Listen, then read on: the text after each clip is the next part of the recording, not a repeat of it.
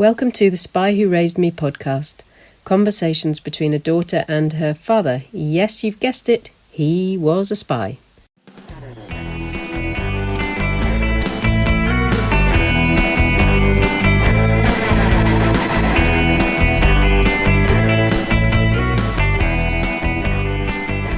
My name's Iain Craigie and I'm sitting here with my dad, Iain Craigie, and we've been chatting over many cups of teas and coffee over the years about his career in intelligence, and it's just intrigued me perpetually, and it's given me, as his eldest child, amazing opportunities over my lifetime. We've been to places that most children don't get to see.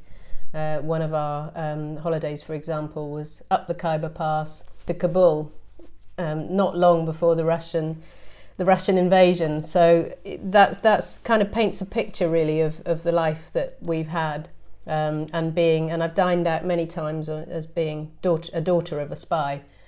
So Dad, can you tell me a little bit about your formative years, where you were born and where you were brought up? I was born in southern Rhodesia, which is now Zimbabwe, of course, 1938. And we left there at the beginning of the Second World War, came back to Scotland, father, mother, two siblings and myself. And we had to find accommodation, and we settled in Morayshire, a little village called Urquhart. We later moved to Kingston. So, and from there I started moving around, but that was basically our early years, and that was immediate post-war, of course. My father was in the Air Force during the war in Palestine, so it was an odd mix of things, of political things happening, of wars and the aftermath of wars. So that's where we were at that point in time. So fascinating time, and having a father that was involved in the military and the Air Force, it probably piqued your interest in everything militarily. And I know that your uncle was also in the army, so you had family connections to the military world and to intelligence. And I'm interested in what happened next. So if we fast forward your career, you ended up getting into the world of intelligence, and it's fascinated you ever since. I know that. And you joined the Air Force Intelligence Corps as a volunteer in the early 60s. Could you tell me a little bit about that time? Yes, I joined up for 3 years. I volunteered. Before that I'd done 2 years at Aberdeen University, but didn't like it. That was physics. I studied there. So in 1958 I decided to join up. Of course, it was obligatory then, and at that time, that everyone under a certain age had to do national service. So when that happened, I had no idea what life would be in the Air Force, so we had to undergo training and so on. I was, as Jane has said, I always had an interest in other countries and surveillance and strategic situations, and so that was very much in line with what the Air Force were looking for at that time. And your first posting was to Beaumanor Hall near Loughborough, which I see now is a wedding venue, and you can do tours of it, which might be interesting to go back and do. But yeah, you were posted to Beaumanor Hall. And the site was fascinating. It was used during the Second World War for military intelligence, and it was one of the most important strategic Y stations, as they were called, and it was one of the stations that fed into Bletchley Park. What you learnt there was just fascinating, and I wondered if you could tell me a little bit more about what you learnt. Yes, that was a really interesting time for me, and it was an eye-opener too, because Beaumanor was very much an archetypal army station with a brigadier who was in charge of it, even though it was a civilian mainly. De Vivier was his name. He was very austere and very well dressed and had a waxed moustache. Anyway, we started there, and we had to learn various skills like typing and finding targets, which was always with the Russians in particular, not that easy. So, but once we had established and identified those targets that we were interested in, then we used to follow them with fairly antiquated equipment, as we now look back and think, wow, how did you manage it? But it was HRO receivers, for those of you who are of that era. But they were valve operated, and of course, being valve operated, frequencies used to, depending on the temperature, used to vary quite a bit. So we had to try and follow as best we could these signals, copy it, typing mainly, but sometimes written. And then, as Jane had said earlier, the product would go to Bletchley Park and other areas. Foreign Office were obviously very interested post-war about what was happening in Europe and with Russia and with America. So that was a really interesting time. Plus the fact that the German Navy and so on, although no longer active, we were still trying to keep an eye on what was happening in Europe. So a lot of our targets were Russian, but the vestiges of the war years too with Germany, we were hugely interested in what they might be doing. And I think when you look back to the 1960s, I mean, not only was it the end of the Second World War, sort of 2 decades after the Second World War, or a decade and a half after the Second World War, it was also post-Stalin era. So that's a mighty context within which you were operating. Tell me a little bit, Dad, about that era and why there was such an interest for the British government, British intelligence, to scrutinise what was going on in Russia. Yeah, that was extremely interesting. The early 60s, and not just a couple of decades after the Second World War had finished. It was very much a question of what European countries were doing, what Russia was doing, what America was doing. And I was really interested in what you were telling me before we started, which was just how you as intelligence staff, and you were fairly junior at that time, the kind of things that you were doing to keep close surveillance on Russia. So how on earth, with that rudimentary technology, did you find the information that you needed? Transmission about the movement of a person, for example, a member of the Russian intelligence, for example, or military. How on earth do you use that basic technology, HRO receiver, shortwave radio, to find somebody? Yeah, that's an interesting era, early 60s. And so, and I mean, during the Second World War, we became expert in HF, that's high frequency transmissions, because the German fleet threatening the UK, and Scarborough had one of the direction finding stations there, which is actually still there to this day, and they were trying to pinpoint the German fleet, submarines and surface. And that worked well. I mean, the work they did then was absolutely incredible. But it's amazing to think that between that era, that's the Second World War, through into the early 60s, and the change from types of transmission and the quality of transmitters and so on, and that became, I can recall in the 1960s, in another country, in Cyprus, in fact, we had targets, Russian targets. By this time, Russia and America had fallen out of love with each other, and they both had their own issues and targets. And I can remember sitting, listening to Russian forces testing missiles, and they were testing missiles in a part of Russia, very remote. Semipalatinsk was one of the cities that we were interested in. Where is that? What they were doing. That was in deepest Siberia. Mm-hmm. So they had set up a test range for missiles. And it's, you know, when you think from the Second World War through to the 60s, and fantastic deprivation in Russia, starvation, 20 million people killed, all of that. And Stalin was a beast, he was a brute, but he had done enough with the various things he had brought in for them to be testing missiles between Semipalatinsk and a target, which escapes me, I can't remember. We used to sit, listen to these supporting transmissions that they had to guide the missiles and to check out whether they had been successful in terms of accuracy and in terms of distance. So we would sit there in a small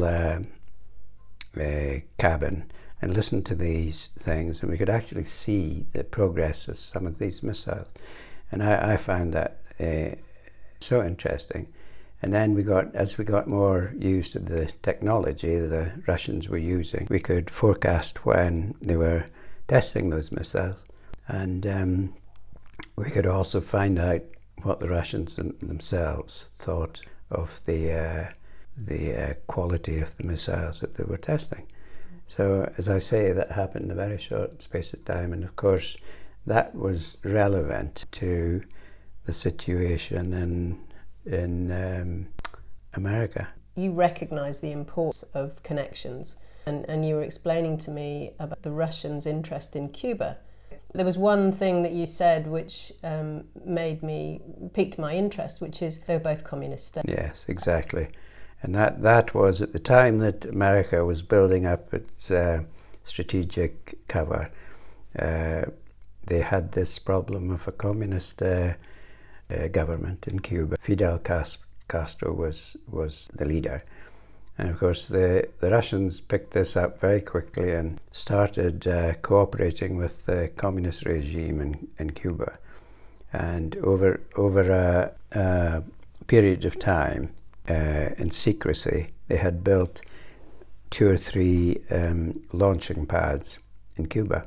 Cuba was about 600 miles probably from America, and in fact they could, I think, the missiles they had at that time, which is the ones I'm talking about, they were testing in Russia, were capable of hitting targets all over the United States. And they were late in coming in because there was no satellite technology then, at least it was vestigial. It had only started being used for surveillance. So they were not aware that the Russians had planned so well that. And you mean by they, you mean the Americans hadn't recognised the Americans this threat? Had not recognised the threat. Now, Roosevelt and Truman were the 2 presidents before, but JFK he had just come into office, and he was faced with this alarming problem of Russian ships and submarines coming towards Cuba, loaded with missiles of various types.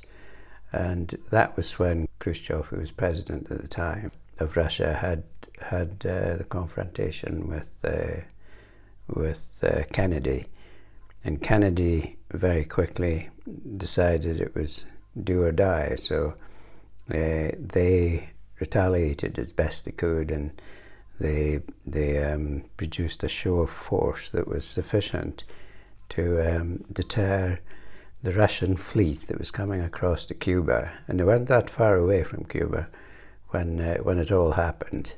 Then it ground to a halt because of the threats that America had made towards Russia, saying we'll do this, we'll do that, unless you stop your ships and submarines coming. So that happened very quickly. Kennedy and Khrushchev, who were, as a matter of interest, they were negotiating the situation themselves. They didn't use any civil servants or such like. They were themselves talking on the telephone and so on with an interpreter. So anyway, the outcome was that Khrushchev backed off, but the agreement was that if they backed off and dismantled the launch sites on Cuba, that America had to promise that they would not try to subvert the course of history by going into Cuba and setting up a different government. So they agreed that, and I mean, I can remember listening to the broadcast. It was that imminent, and when we were working over that period, and it was absolutely electric because it was so close to a conflict breaking out with missiles and so on and so forth. But that was averted and brought us into the era of setting up things in Europe, of developing NATO and so on. And you were saying that your intelligence you fed into the US as well. So the British intelligence hadn't picked up this movement of this massive Russian fleet across the water to Cuba.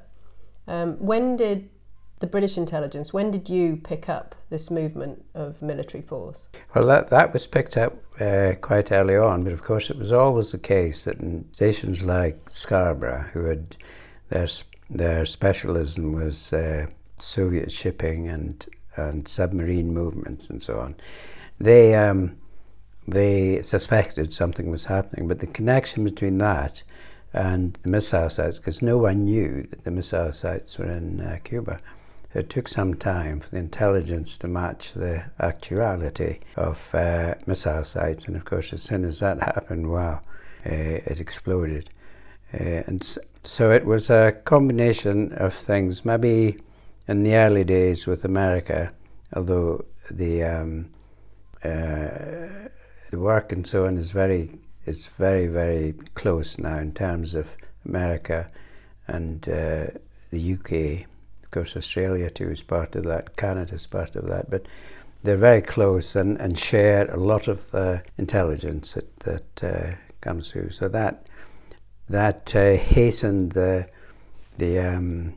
communion that existed between America and the UK, and set up all sorts of things that in the 60s, late 60s, 70s, 80s meant that we were working in complete harmony with the Americans and talking together about how we thought things should go, especially with the satellite era. Technology, yeah, and that's something we'll pick up in future podcasts, how the technology has changed since the 1960s and how that's improved intelligence and your ability to not only listen but also see.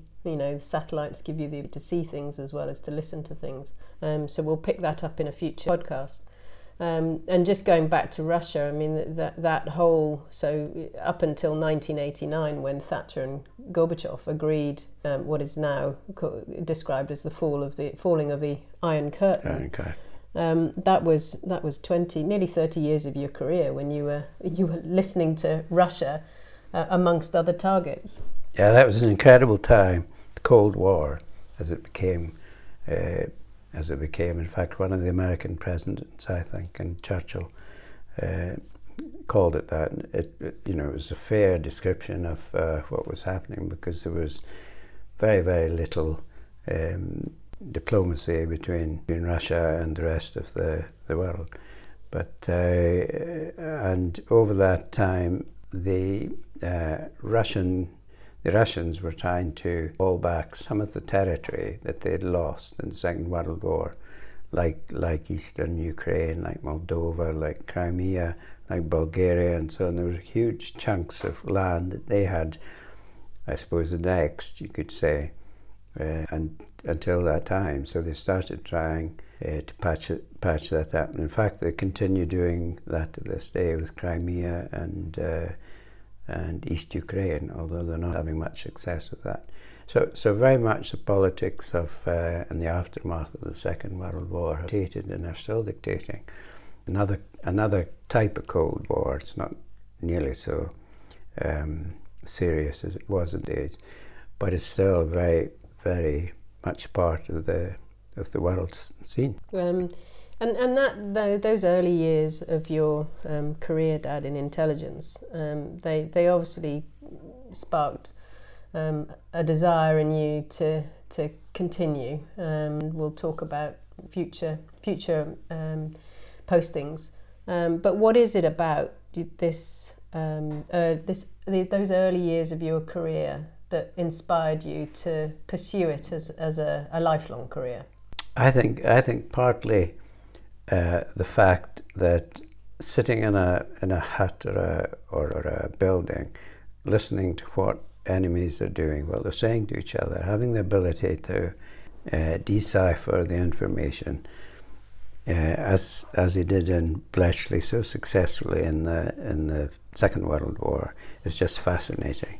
And to see a burgeoning effort between the intelligence gathering agencies at decrypting, it happened so quickly, moving into the satellite era. It happened so quickly that it was exciting to see on almost a day-to-day basis, with lots of information coming in deciphered, at our ability to apply our methods to decipher it and to get plain language, showing messages, showing intent of various countries. And I used to find that, and still do, very interesting. Oh, you're not alone in that, I know that. Well, thank you ever so much, Dad. That's been absolutely fascinating. And in the next episode, we're going to be talking about the direction finding location you touched on, with Scarborough being one of them. Yeah. And their strategic importance in your next postings, which were in Hong Kong and Labuan. For now, let's go and grab a coffee. Thank you. Thank you.